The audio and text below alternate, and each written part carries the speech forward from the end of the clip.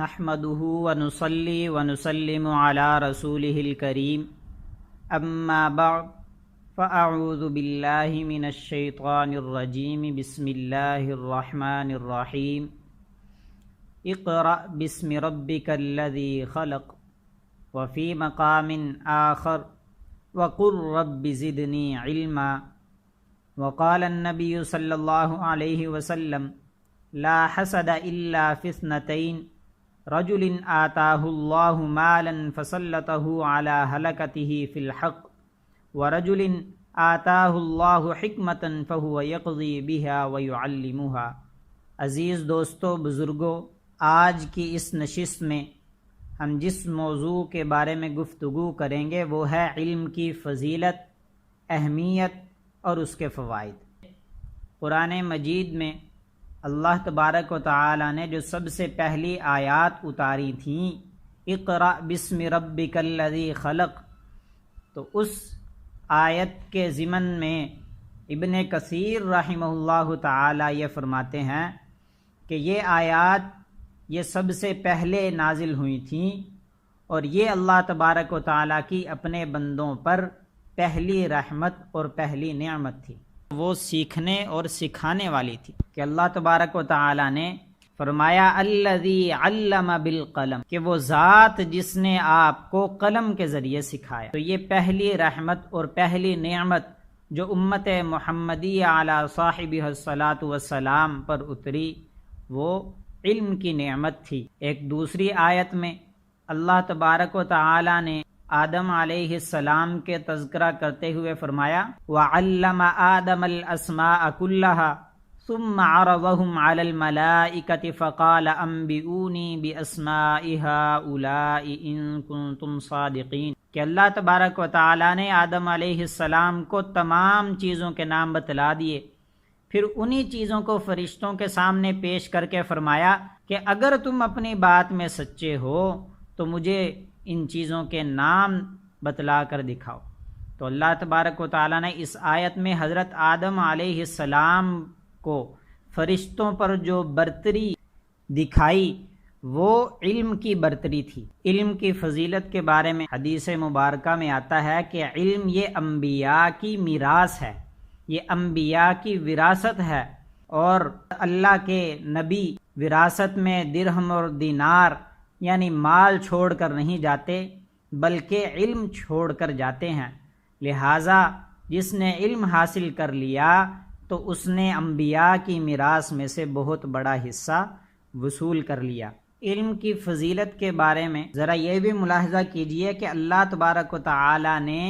قرآن مجید میں نبی کریم صلی اللہ علیہ وسلم کو جس بارے میں اضافے کی دعا کا حکم دیا وہ علم کے اضافے کا ہے۔ چنانچہ ارشاد باری تعالی ہے وَقُلْ رَبِّ زِدْنِي عِلْمًا، کہ آپ کہہ دیجئے اے میرے رب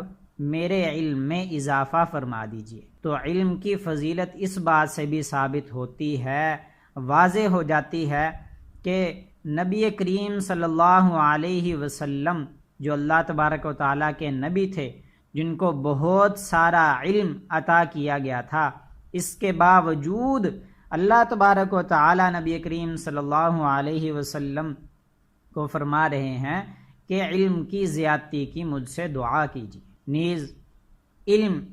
ایک ایسی چیز ہے جس پر رشک کرنا درست ہے۔ نبی کریم صلی اللہ علیہ وسلم کا ارشاد ہے کہ صرف 2 لوگوں کے بارے میں رشک کیا جا سکتا ہے، ان کو رشک کی نگاہوں سے دیکھا جا سکتا ہے۔ ایک ایسا شخص کہ جس کو اللہ تبارک و تعالی نے خوب مال و دولت عطا کیا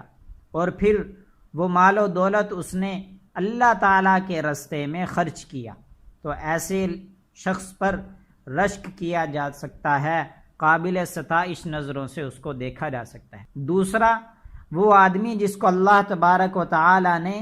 علم سے نوازا اور پھر وہ اپنے اس علم کے مطابق فیصلے کرتا ہے اور آگے لوگوں کو سکھاتا ہے، تو نبی کریم صلی اللہ علیہ وسلم کا ارشاد ہے کہ ایسے 2 آدمی یہ رشک کے قابل ہیں، ان پر رشک کیا جا سکتا ہے۔ علم کے فوائد، علم کا فائدہ یہ بھی ہے کہ نبی کریم صلی اللہ علیہ وسلم نے علم والوں کے لیے تر و تازگی کی، خوشبختی کی، روشن چہرے اور ان کے دلوں کے شرح صدر کی دعا فرمائی۔ چنانچہ ترمذی شریف کی روایت ہے کہ اللہ تبارک و تعالیٰ اس شخص کو تر و تازہ رکھے، خوش رکھے جس نے مجھ سے کوئی بات سنی، پھر اس نے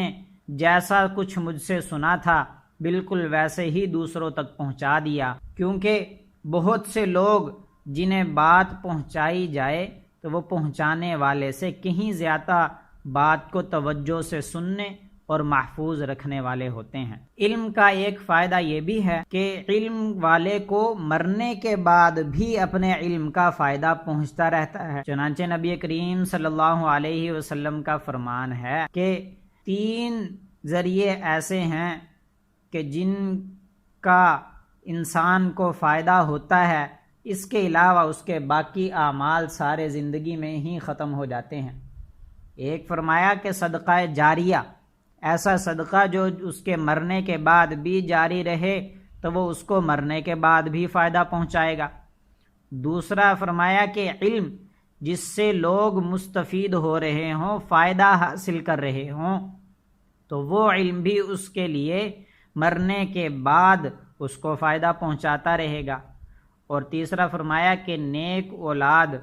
جو مرنے والے کے حق میں دعا کرتی رہے تو وہ اس کے لیے مرنے کے بعد اس کو فائدہ پہنچاتی رہے گی۔ تو یہ علم کا ایک بہت بڑا فائدہ ہے کہ انسان کو زندگی کے ساتھ ساتھ مرنے کے بعد بھی فائدہ پہنچتا رہتا ہے۔ اور زندگی میں انسان کے علم کا فائدہ کیا ہوتا ہے کہ انسان کو علم کی وجہ سے ہی اعمال میں بہتری لانے کی توفیق ہوتی ہے، انسان کو علم کی وجہ سے ہی اعمال میں عمدگی پیدا کرنے کی توفیق ہوتی ہے کہ جب انسان کو علم ہی نہیں ہوگا تو عمل میں بہتری کیسے ہوگی؟ اور جیسے جیسے انسان کو علم آتا جائے گا تو ویسے ویسے ہی انسان کے اعمال اچھے اور بہتر ہوتے جائیں گے۔ اسی طرح انسان کا عقیدہ، انسان کے اعمال کا اخلاص، اور سب سے بڑھ کر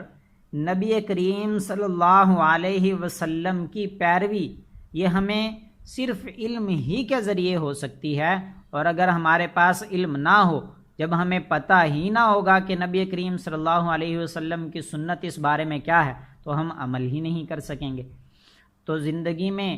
علم کا سب سے بڑا فائدہ یہ بھی ہے کہ اعمال میں بہتری اور عمدگی، اور انسان کے عقیدہ اور اخلاص اور سنت نبوی کی پیروی صرف علم ہی کے ذریعے ممکن ہے۔ اسی مناسبت سے آخری بات یہ کہنا چاہوں گا کہ ہر مسلمان پر کچھ علم کی فرض مقدار حاصل کرنا واجب بھی ہے کہ جس کی روشنی میں وہ اپنا عقیدہ درست کر سکے، نمازیں اور روزے صحیح طرح ادا کر سکے۔ ہم سب کو چاہیے کہ اپنا کچھ نہ کچھ حصہ وقت کا مختص کریں، علمی مجلسوں میں بیٹھیں، سیکھیں اور سکھائیں، اور ایسے وقت کو اپنے اوپر بوجھ نہ سمجھیں۔ ہم جب دنیا کے لیے اتنا وقت نکالتے ہیں تو کچھ نہ کچھ وقت ہم اپنی آخرت کے لیے، اپنے علم میں اضافے کے لیے بھی لازمی طور پر نکالیں۔